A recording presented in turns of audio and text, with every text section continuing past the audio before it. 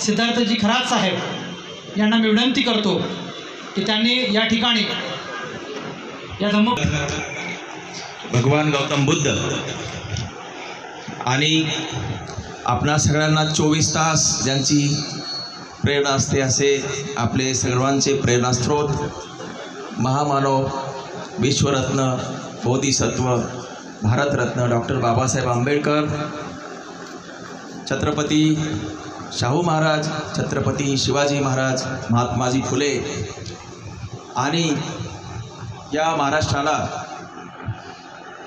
नवीन दिशा दर्शवण्यासाठी आपणा सगळ्यांना ज्यांनी प्रेरणा दिली, आपल्याला जो काही पुढे जाण्याचा मार्ग दाखवला, त्या सगळ्या थोर महापुरुषांना सर्वप्रथम मी विनम्र अभिवादन करतो।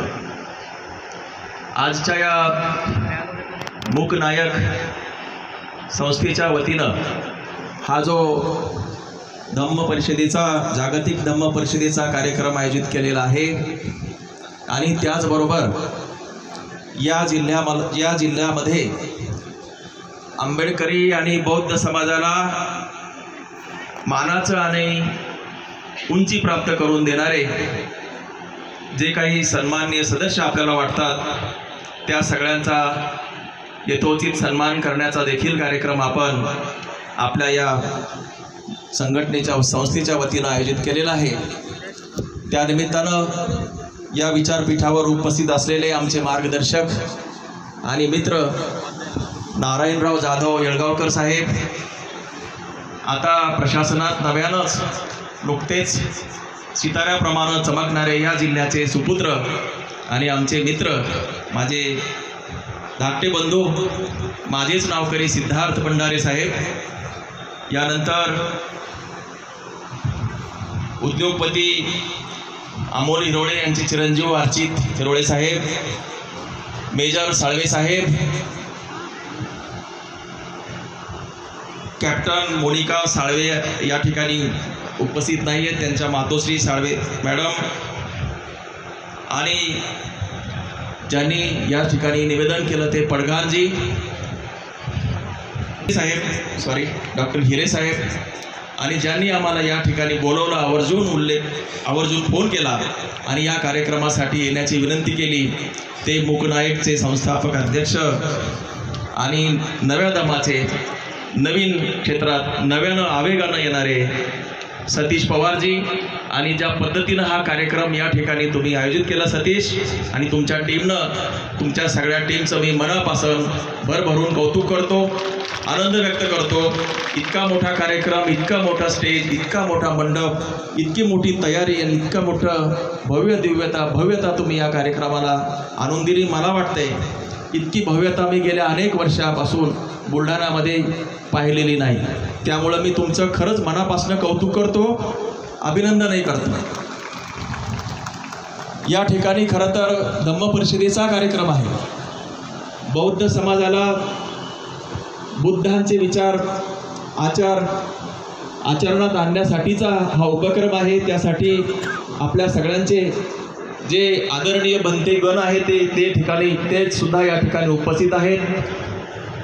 बुद्धाच्या मार्गाने जाण्यासाठी आणि आपली आध्यात्मिक उंची मिळवण्यासाठी भिक्खूगण आपल्याला मार्गदर्शन करणार आहेत, केलं असेल आणि करणारही आहेत, परंतु त्याचबरोबर बौद्धाचा जो मार्ग आहे, बुद्धाचा जो मार्ग आहे, त्या मार्गानं अनुकरण करणारे समाजात जे काही दीपस्तंभ आहेत, त्या दीपस्तंभाला समोर ठेवून तुम्ही आमचा सगळ्यांचा सन्मान केलेला आहे, सत्कार केलेला आहे।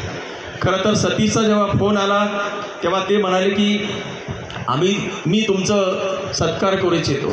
मित्रांनो, सत्कार वगैरे करून घ्यायला आम्हाला काही फारशी इच्छा नसते, आणि कोणी सत्कार करणार आहे आणि सत्कारासाठी जावं अशा या पातळीवर आम्ही आता राहिलेलो नाही, सत्काराच्या पार पलीकडे गेलेलो आहे। पण त्यांनी त्यावेळेस सांगितलं की ते धम्म परिषदेचा पण मेळावा आहे। जेव्हा त्यांनी असं सांगितलं त्यावेळेस मात्र मी विचार केला, ज्या ठिकाणी समाजाच्या भल्याचा विचार होणार आहे, ज्या ठिकाणी समाजाने पुढे कसं जावं, बौद्धांनी पुढे कसं जावं, आंबेडकरवादी समाजाने पुढे कशी मार्गक्रमण करावं, या संदर्भात जेथे जेथे छोटे असेल मोठे असेल कार्यक्रम असतील त्या ठिकाणी मला बोलवलं तरी मी जातो आणि नाही बोलवलं तरी मी जातो. आणि म्हणून तुम्ही हा जो कार्यक्रम जो काही आपल्या भविष्याच्या चिंतनाचा हाती घेतलेला आहे, मंथनाचा हाती घेतलेला आहे, सतीशजी आणि तुमच्या टीमला मी खऱ्या अर्थानं खरंच मनापासून तुमचं अभिनंदन करतो आणि स्वागतही करतो. मित्रांनो, हा सत्कार समारंभाला ॲक्च्युली मी उत्तर देण्यासाठी उभा आहे. खरं तर इथे बरेच लोक बसलेले असतील की त्यांना असं वाटावं की जर आपण समाजाचं चांगलं काम केलं तर तुमचाही सत्कार होतो. खरी गोष्ट इथे युवक असतील, बहुतेक बरेचसे युवकही असतील, त्यांना असं वाटणं साहजिक आहे आणि ती गोष्टही खरीच आहे. परंतु इथे बसलेले जे मान्यवर आहेत त्यांनी आमचा सत्कार आहे म्हणून कोणीही काम केलेलं नाही. लक्षात घ्या, आपण जे काही काम करतो त्याची समाज कुठेतरी नोंद घेतो हे आजच्या कार्यक्रमावरून दिसत येतो. बंधूंनो, गेल्या 20-25 वर्षापासनं मी मंत्रालयात प्रशासनात असलो तरी वारंवार माझ्या गावाकडे, आपल्या भागाकडे, आपल्या समाजाकडे मी वरचे वर येतो. माझा जवळजवळ प्रत्येक शनिवार आणि रविवार हा शक्यतोवर मुंबई सोडून कुठल्या तरी कार्यक्रमामध्ये मी असतो. हे वेळ आहे, हे वेळ माणसाला माणसाच्या रक्तात असावं लागतं आणि हे वेळ आपण पाळलं पाहिजे. मोठा झालेला मनुष्य पुन्हा समाजाकडे जात नाही ही आपली सगळ्यांची खंत आहे.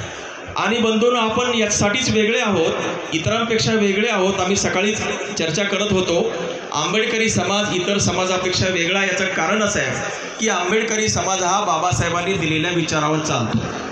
लोक असं म्हणतात की एखादा महापुरुष मृत्यू पावला तरी त्याचे विचार अजरामर असतात. हे सत्य नाही आहे. एखादा महापुरुषांचा जर निधन झालं तर त्याचे विचारही मरतात आणि हे साक्षात आपल्याला बाबासाहेब आंबेडकरांनी सांगितलेलं आहे. आपण सगळ्यांनी पाहिलेलं आहे, महापुरुष असतात, खूप टॉवरिंग पर्सनॅलिटी असतात, खूप काम करतात, परंतु त्या महापुरुषाला जर त्यांच्या विचाराचे वाहक मिळाले नाहीत, पाईक मिळाली नाहीत, तर तो महापुरुषाच्या बरोबर त्याचे विचारही मरतात. असे अनेक उदाहरणं आपल्याकडे दिसून येतात. परंतु बाबासाहेबांचं आणि त्यांच्या विचाराचं असं झालंय का?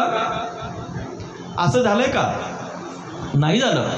कारण बाबासाहेब आंबेडकरांचे विचाराचे वाहक तुम्ही आणि आम्ही प्रखरपणानं काम करतोय. आणि जोपर्यंत बाबासाहेबांच्या विचाराचे वाहक असतील तोपर्यंत बाबासाहेब आंबेडकरांची विचाराची चळवळ जी आहे ती अशीच गतिमान होणार आहे. आणि आता तर आपण बघत असाल